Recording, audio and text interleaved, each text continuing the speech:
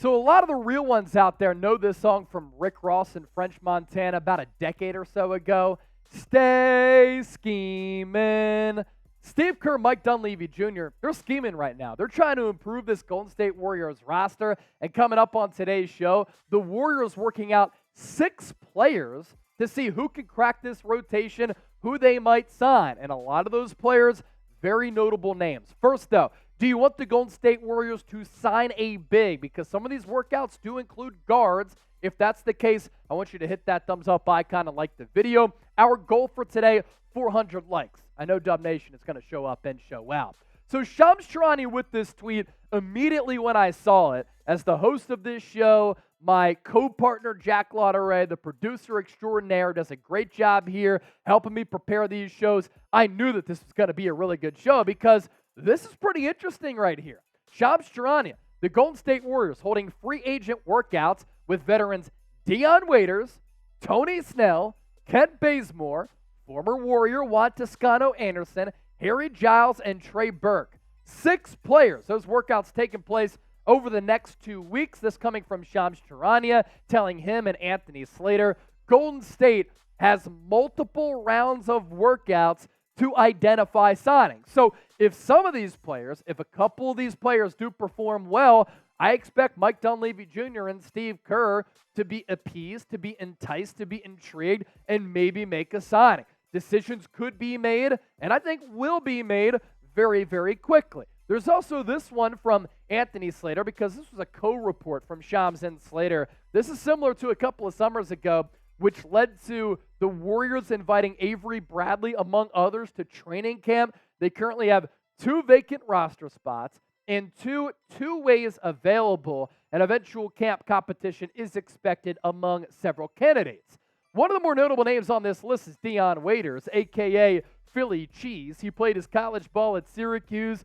He's not afraid to shoot it from anywhere. He has detailed his mental health over the last couple of years, which is a big reason why he hasn't been able to crack an NBA roster. The last time he was on a team was with the Miami Heat. He took an edible. He had to have the plane land because he had a bad reaction to it, and from that point on, we haven't really seen him playing basketball or at the NBA level. He last played in 2020. Now, what he did that year, almost 12 points per game, less than 2 rebounds, 2.5 assists. He is not going to really do anything well outside of just scoring the basketball.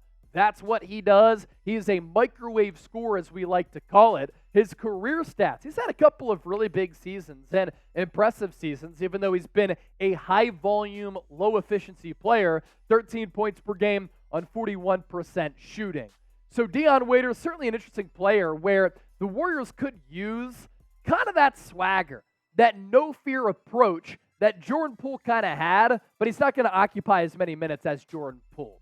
Tony Snell, another player who has been in the league for a really long time, pretty well traveled, more length, probably better defensive player as compared to Dion Waiters. His numbers from 2021, 2022, 3.5 points per game, 2.5 rebounds, more than an assist per night, 40% from the floor. He's had moments where he's defended at a decent level. He shot the ball at a decent level, but at this point, I'd say he's a little bit more cooked. If I could choose between these 2 players, I'd probably go Waiters just because of the personality factor of me never knowing what to expect. But I think from an offensive scoring punch, he could give this team a little bit more. Let's get to 60,000 subscribers here on the show. So 2 goals, 400 likes, 60,000 subscribers. We're 509 people away. If you're looking for year-round Warriors coverage, we have you covered right here on Golden State Warriors Today. Kent Bazemore, another former Warrior. And this is a player who's too limited offensively for me. He played with the Warriors for 172 games, and his tally is not all that high. The left-handed stroke, somewhat disappointing, wasn't consistent enough. Defensively, certainly athletic and has that type of twitch to him, too. Less than 4 points per game, under 40% from the field. That's just not a player that I'm really enticed by, intrigued by at all, and I think that his best days are behind him. I'm rocking this polo on today's show. If you want an even better polo, this polo available right now. Look fresh with some Warriors gear at chatsports.com/Warriors Polo. We'll put that link in the comment section and in the description of this video. Many of you know JTA, also known as Juan Toscano-Anderson. What a cool story for him. He had opportunities to go overseas across the pond and make a lot more money than he did at the NBA level. You know what he decided to do? He had this dream of playing at the NBA level. He wanted to play with the big boys. He wanted to play in the most premier basketball league in the entire world. So he sacrificed a little bit of money for actually playing in the NBA, and it worked out for him. He first burst onto the scene with the Golden State Warriors. His numbers last year, you saw him. His stats with the Warriors, better actually. 172 games played, kind of a glue guy and very important to the Warriors culture. And with JTA, Juan Toscano-Anderson is a reunion around the corner. The Warriors are going to work him out next week. He can defend at a pretty high level. He has length. He has athleticism. He did sign with the Los Angeles Lakers after playing with the Warriors and breaking into the league with Golden State. His role looked to be larger with the Lakers than it did with Golden State. He wasn't really able to consistently crack that rotation. But familiarity sometimes brings the best out of players, and maybe a return to Golden State will allow JTA to be a member of this rotation where he can give you solid effort, a lot of energy, good defense for about 10 minutes per night. If you want to reunite with JTA, you make the call, Y for yes or N for no. Once again, we're taking your responses down below in the comment section.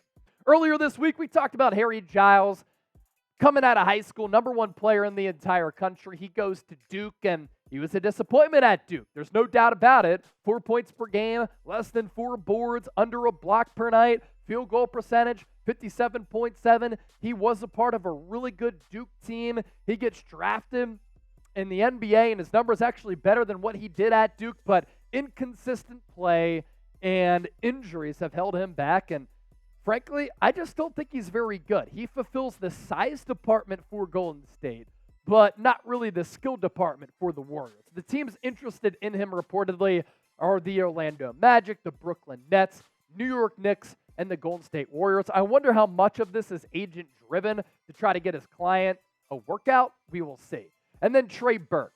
At points in his career, since coming out of Michigan, he's been a guy who can score the rock for sure, but he's cooked, in my opinion. And I don't think that he's going to be returning to the NBA level. And the other players on this list, again, like a Dion Waiters, I just think they add a little bit more scoring value because you compare Burke, who's played more recently than Waiters, to Waiters. If Waiters has his mind right, I think that he has some good basketball in him. Now, cultural fit, maybe not much of a fit, but the Warriors are clearly interested because they want to see what he can do. With Trey Burke, he doesn't play a lick of defense. He can score a little bit, but is a little bit inconsistent. You look at the field goal numbers, last played 2021, 2022, 39% from the field. All of these guys, bench pieces at the end of the day. All these players won't see a lot of minutes, but when there's a notable name working out for the Warriors, of course, we're going to pass along that news, and we're going to give you some great breakdowns. So name a player that the Dubs should sign. Drop that name down below. Make sure you subscribe as you venture down to that comment section. And as always, Dub Nation, we appreciate you for choosing us among all the content options out there.